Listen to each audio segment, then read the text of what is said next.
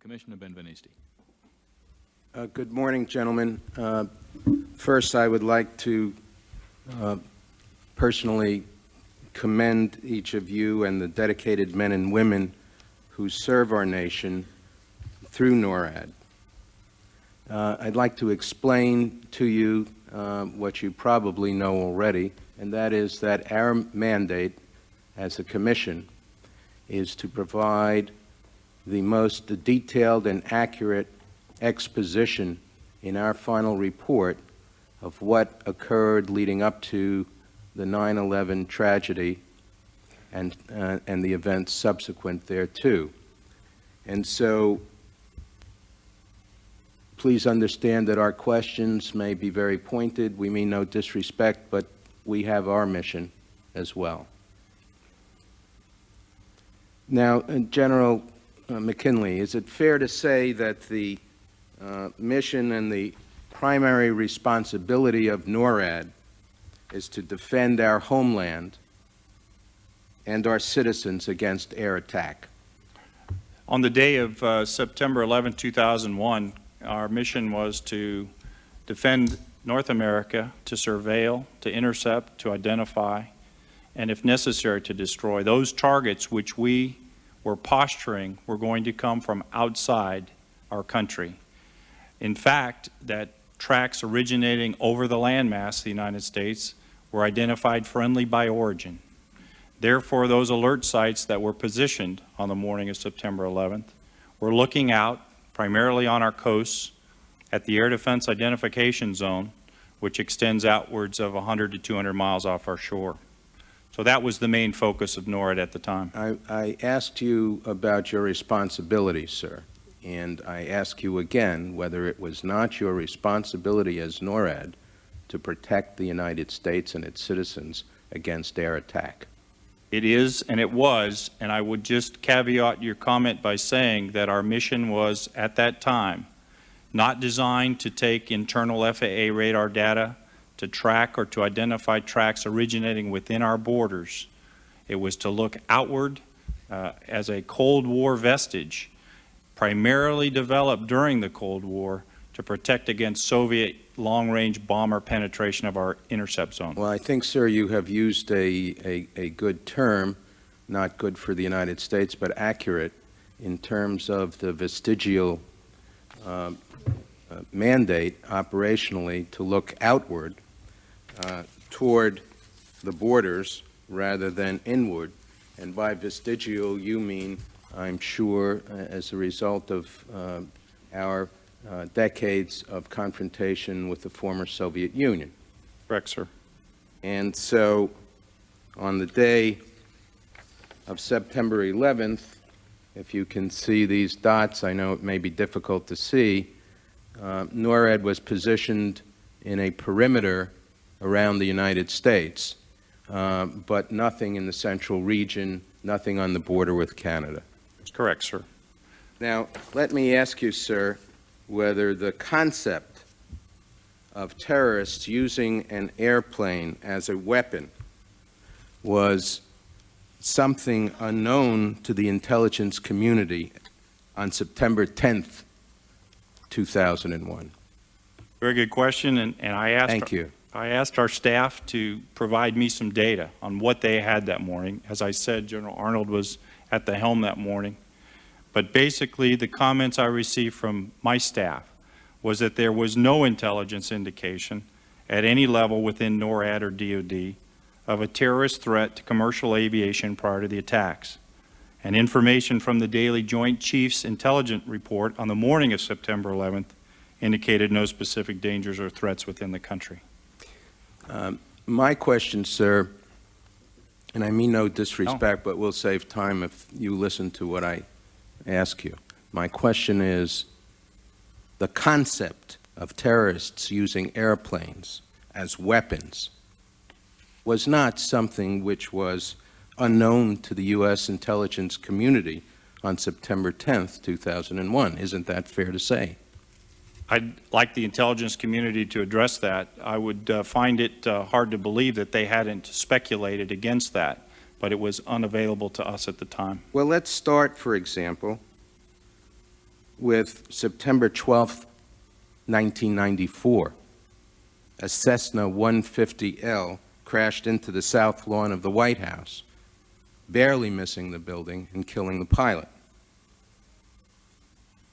Similarly, in December of 1994, an Algerian armed Islamic group of terrorists hijacked an Air France flight in Algiers and threatened to crash it into the Eiffel Tower. In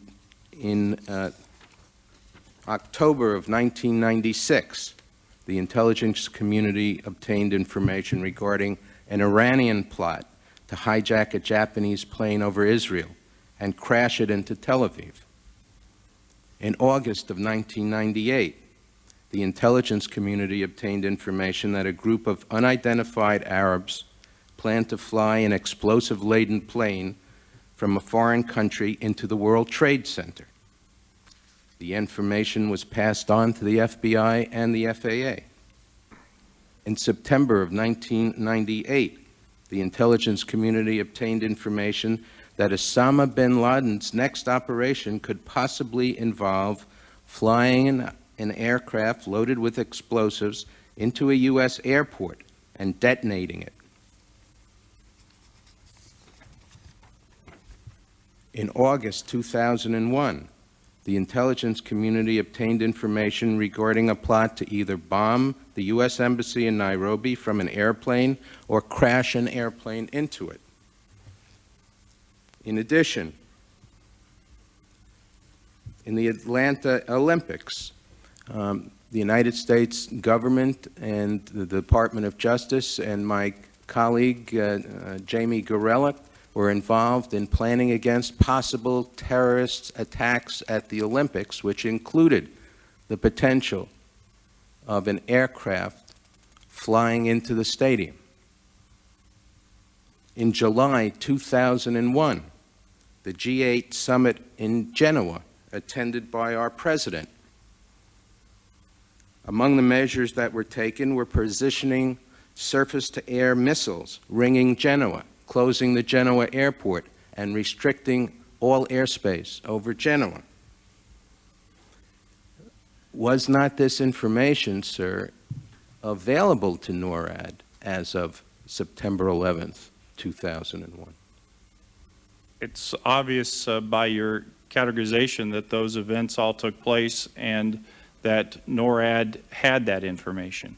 I would only add, sir, that the intelligence data that we postured our forces for and the training and the tactics and the procedures that we used to prepare our missions for support of the combatant commander of NORAD had hijacking as a primary intercept tactic.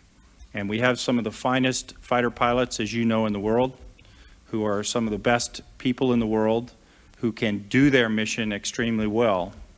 But we had not postured prior to September 11, 2001 for the scenario that took place that day.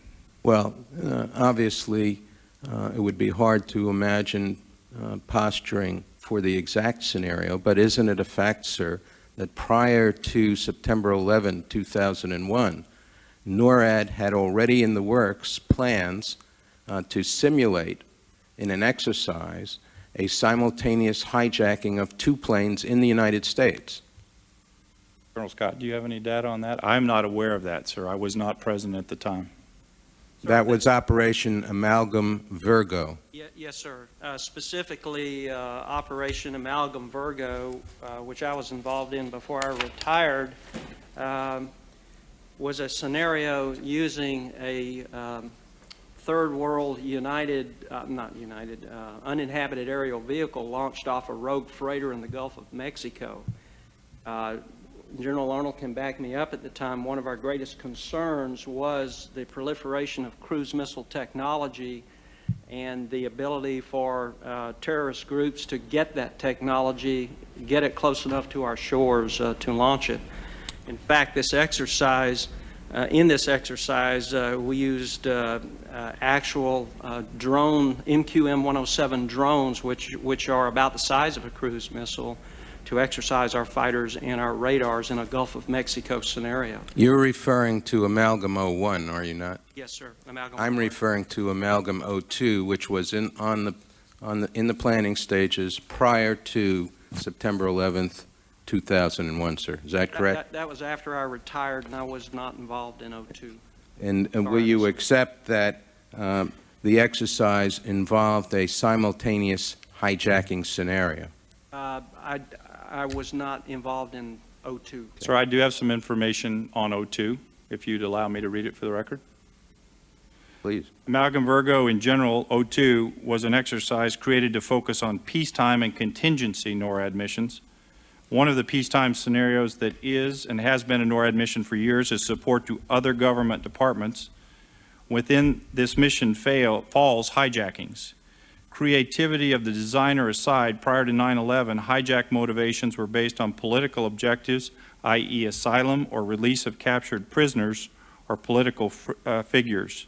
Threats of killing hostages or crashing were left to the scriptwriters to invoke creativity and broaden the required response for players. Well, isn't that a bit fatuous given the specific information that I've given you? It wasn't in the minds of scriptwriters when the Algerians had actually hijacked the plane which they were attempting to fly into the Eiffel Tower, and all of the other scenarios which I've mentioned to you. I don't mean to argue with you, but my question is, sir, given the awareness of the terrorists' use of planes as weapons, how was it that NORAD was still focusing outward, protecting the United States against attacks from the Soviet Union or elsewhere, and was not better prepared to defend against the hijacking scenarios of a commercial jet laden with fuel used as a weapon to target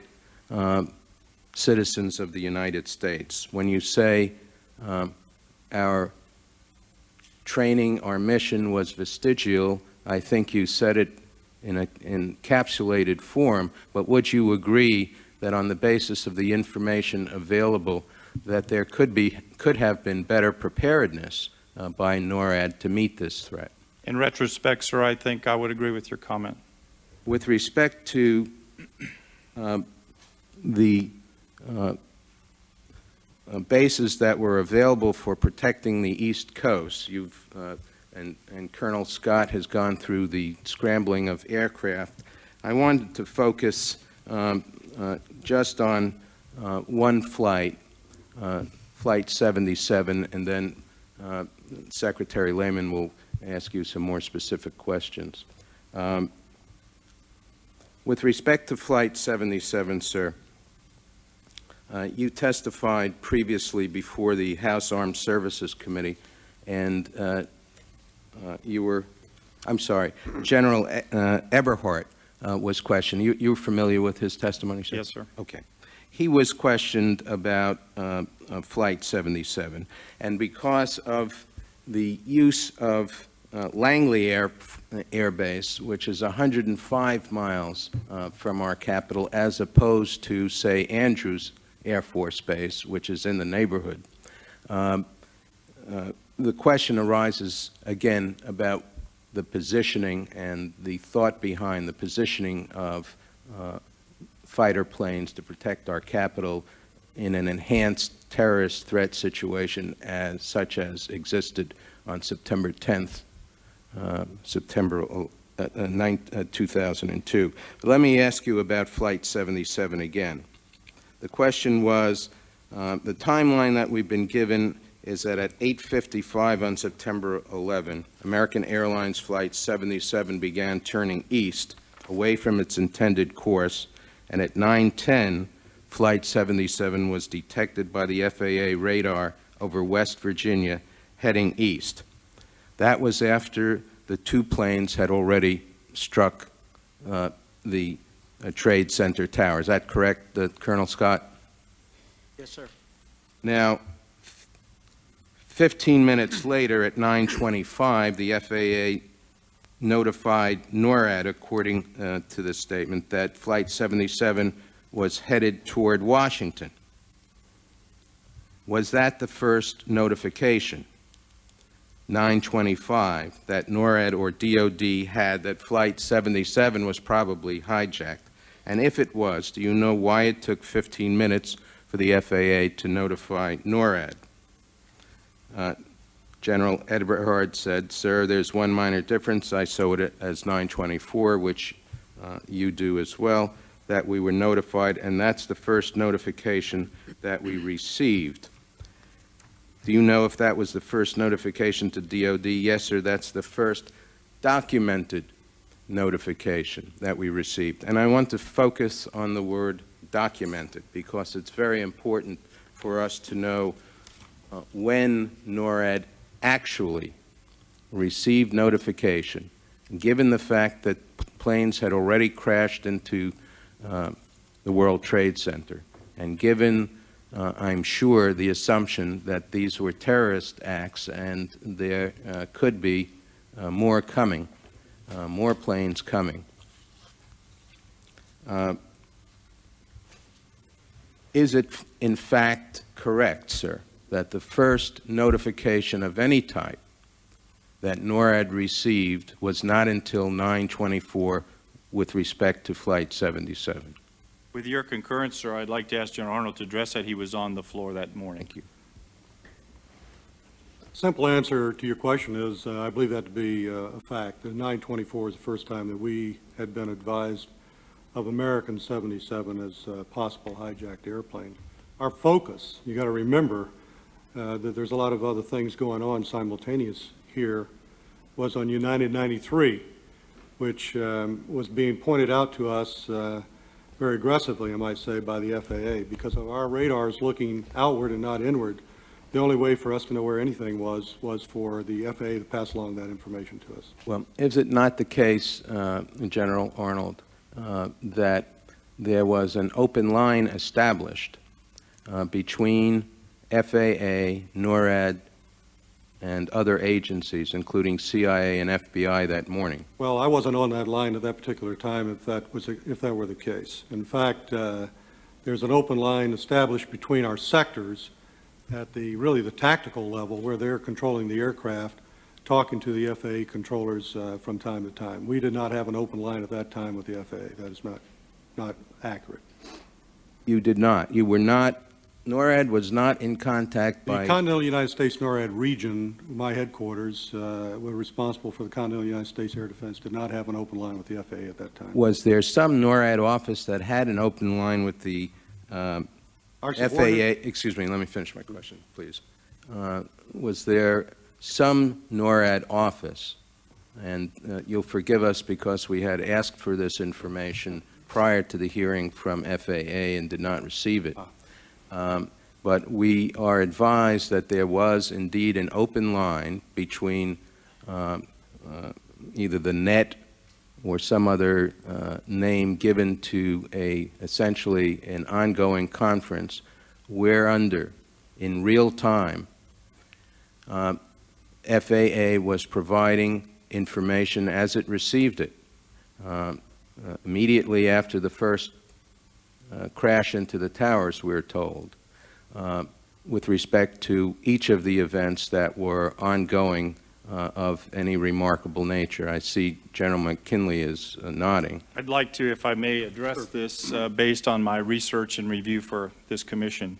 It's my understanding that the FAA was in contact with our Northeast Air Defense Sector at Rome, New York, understanding the relationship of how we defend North America from threats. NORAD located in Peterson Air Force Base, Colorado Springs. Our Continental NORAD region, our Air Operations Center located at Tyndall Air Force Base in Florida. That's where the Joint Force Air Component Commander resides. And then we have 3 sectors based on the size and volume of our country that handle that. It is my understanding from talking with both FAA and our supervisors at the Northeast Air Defense Sector in Rome that those lines were open and that they were discussing these issues.